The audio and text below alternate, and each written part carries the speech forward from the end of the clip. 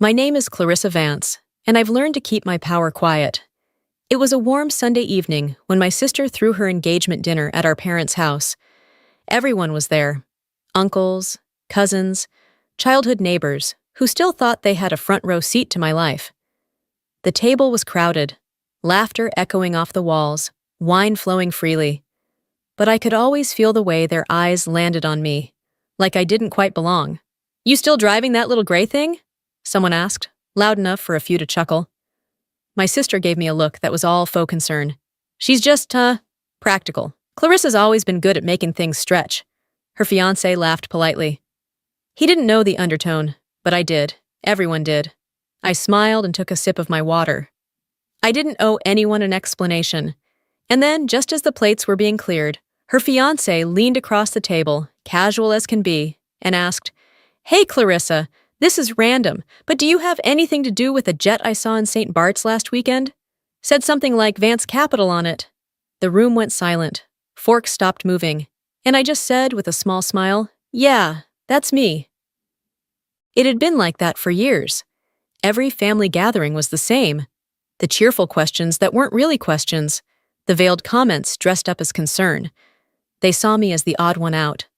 The daughter who never settled down, who didn't live in the same zip code, who didn't bring a date, who never posted baby shower photos or beach vacations on Facebook. At first, I tried harder. I sent gifts, remembered birthdays, volunteered to pay for dinner sometimes, thinking maybe it would shift the tone. But somehow it only made things worse. One year, I offered to help with my niece's school tuition. My sister told everyone I was trying to buy her approval.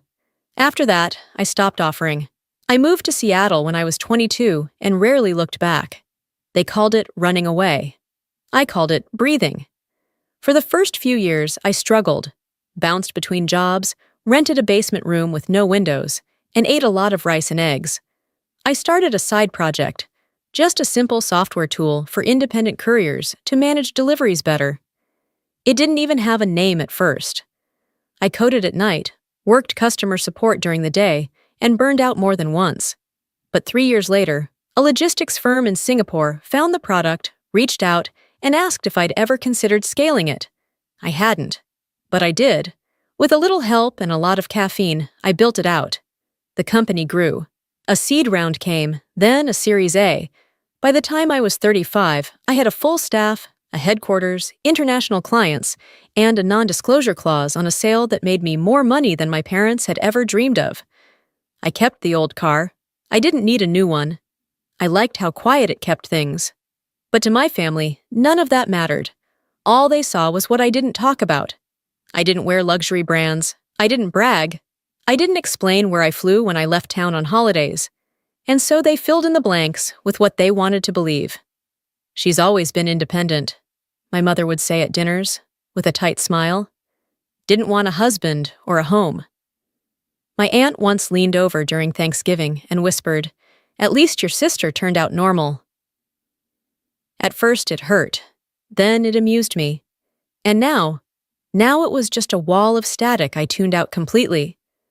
They thought I was poor because I didn't flaunt wealth the way they understood it, because I didn't need their approval to feel successful, because I didn't beg for a seat at a table they'd built on shallow foundations. Still, I showed up that night, not for them. For me. I had my reasons. And watching their faces freeze at the mention of that jet, it was never part of the plan. But I won't lie. It was satisfying. There was a time I thought I could earn my way back into their good graces. I used to believe that love, at least in families, could be negotiated. That if I worked hard enough, gave enough, proved myself enough, they'd look at me differently, maybe even see me. When I was 28, I ended up in the hospital with a ruptured appendix that turned septic. I was in recovery for weeks. Not one phone call, not one card. My roommate at the time, a guy I barely knew from Craigslist, brought me soup and helped me shower. My own mother didn't even know I'd almost died. Or maybe she did, and figured it wasn't her problem. That was the last time I expected anything from them. I stopped sending holiday texts. I let birthdays pass. I pulled away slowly, so quietly they barely noticed. Or maybe they did, and were just too proud to say anything. But cutting them out emotionally didn't mean cutting them off entirely. I still showed up for big events. I still brought thoughtful gifts. I still played the role of eccentric older sister because it was easier than explaining why I kept my distance. And because some part of me still hoped, despite everything, that something would shift. That maybe, one day, they'd ask what I was working on with genuine curiosity. That they'd see me not as a cautionary tale, but as someone who carved out her own path and survived. It never happened. When my business took off, I didn't tell them. Not when I hired my first employee. Not when we hit $2 million in recurring revenue. Not even when I signed the acquisition deal that paid me out enough to retire twice over. What would have been the point? They wouldn't have believed me, or worse, they would have found a way to twist it. My mother would have said I was bragging. My sister would have told people I was making it all up. I learned to keep my victories private. I poured the money into a new venture, one I didn't name after myself, on purpose. Something sustainable. Something that let me create jobs. I stayed out of the spotlight. I flew coach even when I didn't have to. My team knew who I was. My partners respected me. That was enough. But it wasn't just the money that changed. It was me. I no longer needed to convince anyone of my worth. I didn't carry the ache of not being invited to the inner circle. I had built my own table. Quietly, steadily, piece by piece. Still, there was a certain irony in the fact that after all the years I'd spent shrinking myself to avoid judgment, the truth was about to fall into their laps over dessert, delivered not by me, but by the man my sister was about to marry. And I knew, just knew, that she would hate that. Because in her world, there was only room for one success story. And she had already claimed that title, complete with the diamond ring, the planned honeymoon, the matching luggage set she couldn't stop showing off on Instagram. I didn't come that night to disrupt anything. I truly didn't. But when life hands you a moment like that, you don't flinch, you hold your glass steady, you smile, and you let the truth sit there on the table, sparkling and undeniable. The evening had been set up to be picture perfect. White string lights twinkled along the backyard fence. The long dining table was dressed in navy linens and gold cutlery. "Classy," my sister had said, with a smile that didn't reach her eyes. A private chef was hired. Servers in black moved like shadows between courses, and soft jazz floated from hidden speakers. It was her moment, and she had curated it down to the minute. I arrived 20 minutes late on purpose. Not to make a scene, just enough to avoid the tight smiles and obligatory small talk.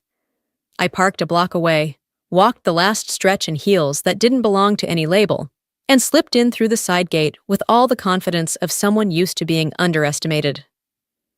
Mom met me at the patio doors, her voice sticky sweet.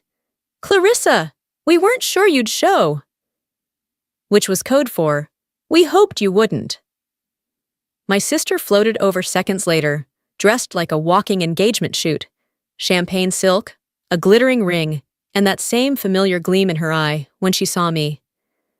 "You look cozy," she said, scanning my black sheath dress with a tight-lipped grin. "You've always had such simple taste." Simple, practical, frugal. Every word she used to describe me was a euphemism for small. I just smiled. "Good to see you too." The table was already full of chatter. Congrats for my niece who'd landed an internship at a PR firm. Praise for my cousin's boyfriend who'd been promoted at Chase. I nodded when people looked my way, but no one asked what I'd been up to. No one ever did. It had been decided long ago that I wasn't part of the success narrative. I was the quirky one, the lone wolf, the woman who chose freedom because clearly she couldn't land a husband. I sipped my water and let them talk over me. Sometimes that was easier than trying to swim upstream. By the third course, the comments started to shift. Uncle Jeff leaned over and chuckled. "Still driving that old Honda?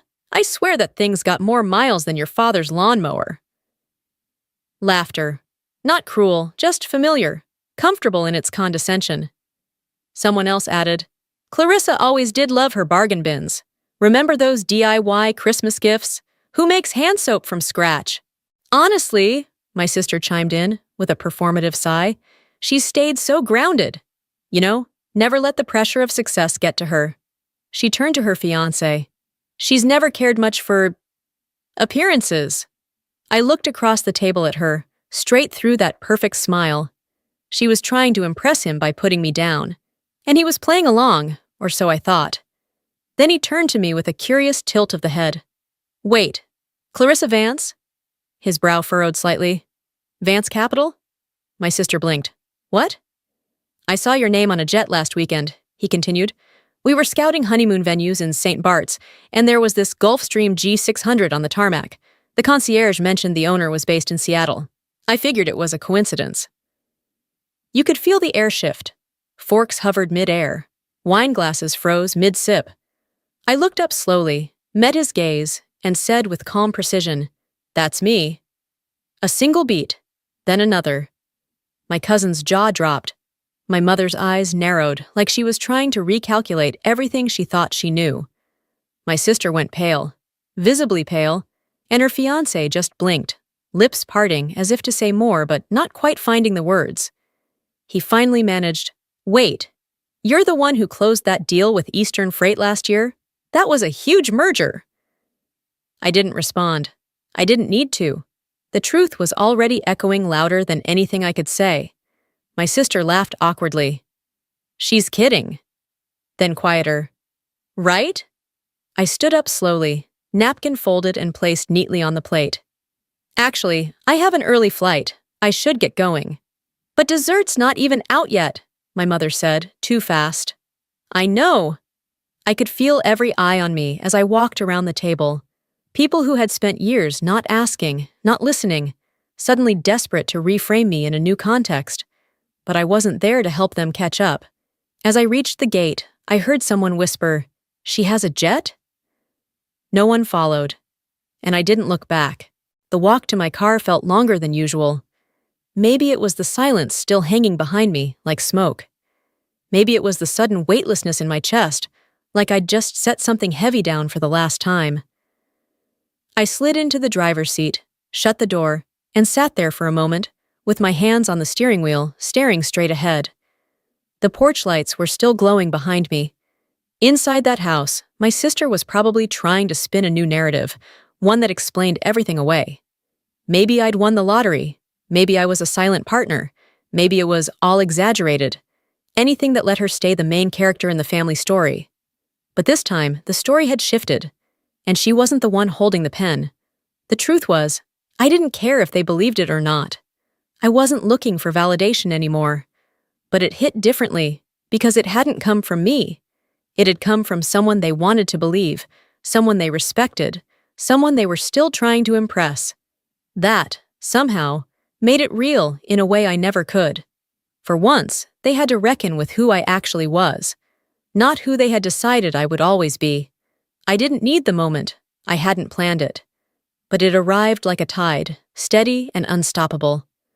I drove home in silence, windows down, night air cool against my face. There was a freedom in not needing to explain yourself, a peace in no longer shrinking to fit a room that was never built for you in the first place. Later that night, around midnight, I got a message. It was from my sister's fiancé. Sorry if that was awkward tonight. Didn't mean to put you on the spot. Just respect what you've done, a lot. I stared at the screen for a long time before replying. Thanks. I'm used to awkward. That was just clarity. He read it instantly, left it at a thumbs up. That was enough. I lay in bed, the ceiling above me a quiet canvas. Memories painted themselves without permission. I thought of being 12, sitting on the back porch steps while my sister opened presents inside for her birthday party. One I wasn't allowed to attend because it was for her friends only. I'd helped Mom make the cake, but no one saved me a slice. I thought of a prom night, watching from the window as my cousin took pictures in the front yard, laughing with our relatives. I hadn't been invited. No one asked if I had a dress. I thought of my father, now long gone, who used to ruffle my hair and say, "She's the practical one. The other one's the pretty one." Small words, small cuts over years, until you bleed from places no one sees. The next morning, I got a text from my mother, short, clipped. Why didn't you ever tell us about your business? I didn't answer, not out of spite, but because that question wasn't really about curiosity. It was about control. It was about rewriting history so they wouldn't have to admit how easily they'd dismissed me all those years. My silence was the only honest reply. By noon, a cousin I hadn't spoken to in over a year sent me a cheerful message about grabbing coffee and catching up. Then another. Suddenly, I was interesting. Suddenly, I had value.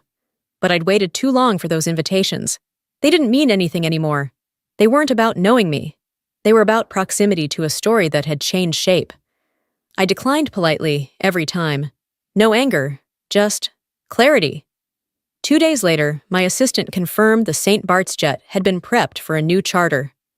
I booked a last-minute seat on it, not because I wanted to escape, but because I'd earned the right to leave things behind. I sat in the cabin, glass of mineral water in hand, looking out over the endless stretch of ocean. The sun hit the wing just right, a clean line of light cutting through the clouds.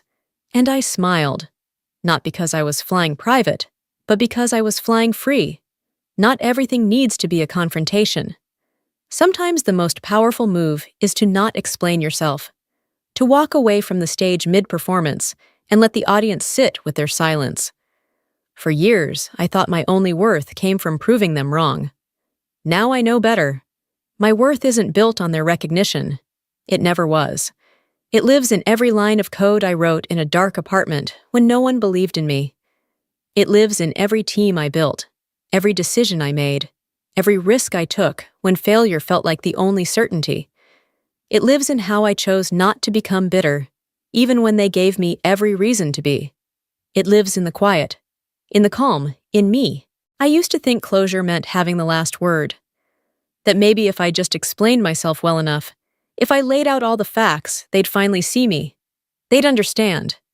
But closure isn't always loud. Sometimes it's a quiet plane ride away from people who never really looked past the story they wrote for you. It's the sound of the door closing behind you. Not slammed, not dramatic. Just final, clean. My family still talks. I know they do. They rewrite the narrative, turn me into a mystery, maybe even a villain. Maybe I changed. Maybe I got cold. Maybe I forgot where I came from. Let them. Because I no longer live in their version of me. I've outgrown it. I don't need to be understood by people who were never curious. I don't need applause from a table I was never truly welcomed at. I don't need someone to say, "We were wrong about you." I already know they were. What I needed, what I fought so long to find, was peace. And I found it the moment I stopped trying to shrink myself into something they could recognize. They'll keep speculating. They'll keep talking. But I don't have to answer. I live in rooms they'll never enter. I build things they'll never see. I make choices without their echo in my ears. And that, in its own quiet way, is power. Sometimes the most radical act of healing isn't revenge or confrontation. It's simply living fully, on your terms, and letting them sit with what they missed. I didn't walk into that dinner to prove anything, but they saw it anyway. Not because I demanded it, because truth doesn't need a microphone. It just needs a moment. And when it comes, you don't flinch. You don't perform. You just stand still, exactly as you are, and let the silence do the rest.